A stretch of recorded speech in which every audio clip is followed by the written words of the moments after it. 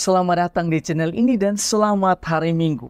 Sahabat-sahabatku yang terkasih, ketika saya masih bekerja di paroki, saya pernah berdiskusi dengan sejumlah ibu-ibu berhubungan dengan privasi di antara suami istri. Saya berpendapat, artinya ini adalah pendapat pribadi saya. Kita boleh memiliki pendapat yang berbeda-beda, bahwa seharusnya tidak ada lagi yang namanya privasi di antara suami istri, kecuali suami atau istri memiliki sumpah jabatan seperti dokter, hakim, polisi, yang mana untuk profesi-profesi ini mereka harus menjaga rahasia-rahasia jabatan mereka karena mereka telah mengambil sumpah terhadap jabatan mereka.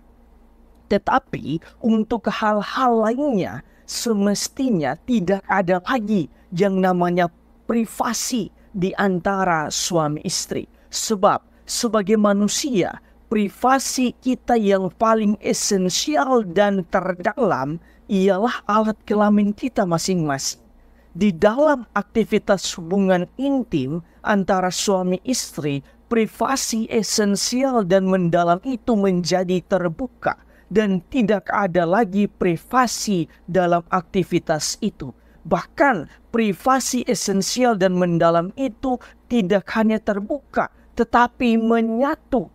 Dan kesatuan itu melahirkan buah hati mereka. Dengan alasan inilah maka seharusnya tidak ada lagi privasi. Karena tidak ada lagi privasi yang sangat esensial dan mendalam selain privasi yang ini. Justru semakin ada privasi, maka semakin ada juga kecurigaan satu dengan yang lain.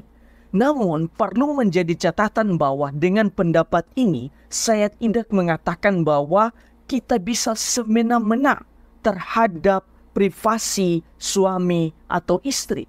Suami istri memang harus saling respect, harus saling menghargai privasi masing-masing. Tetapi idealnya, dari ketulusan hati tidak ada lagi privasi di antara suami dan istri. Di dalam bacaan pertama kita dapat melihat bahwa bagaimana Allah menciptakan pria dan wanita bukan untuk memisahkan mereka tetapi justru menyatukan mereka. Bahkan ketika Allah menciptakan perempuan, Tuhan mengambil salah satu rusuk dari laki-laki. Dan ketika laki-laki itu melihat perempuan yang baru saja diciptakan Allah, dia pun berkata, "Inilah dia, tulang dari tulangku dan daging dari dagingku." Setelah itu, di akhir bacaan pertama hari ini Allah menegaskan, sebab itu seorang laki-laki akan meninggalkan ayah dan ibunya dan bersatu dengan istrinya, sehingga keduanya menjadi satu daging. Dengan semua ini, Allah hendak menegaskan tentang kesatuan yang utuh antara suami dan istri. Hal ini ditekankan dengan sangat jelas di dalam bacaan yang kedua. Penulis surat kepada orang Ibrani menulis, sebab Dia yang menguduskan dan mereka yang dikuduskan semua berasal dari yang satu. Sabda ini mau menegaskan bahwa Allah yang adalah satu dan kudus menguduskan suami istri untuk menjadi satu tanpa harus dipisahkan oleh apapun. Karena itu di dalam bacaan Injil Yesus menegaskan keduanya dalam hal ini suami istri menjadi satu daging. Demikianlah mereka bukan lagi dua melainkan satu. Karena itu apa yang telah dipersatukan Allah janganlah diceraikan manusia.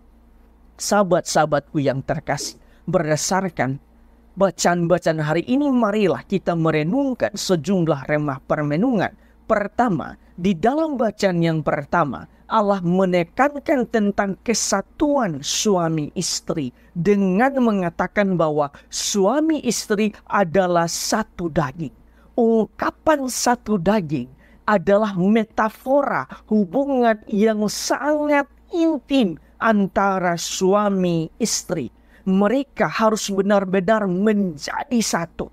Hal ini bisa dimaknai bahwa suami dan istri harus memiliki semangat kesatuan untuk saling mencintai, saling menghargai, saling percaya, saling terbuka satu dengan yang lain.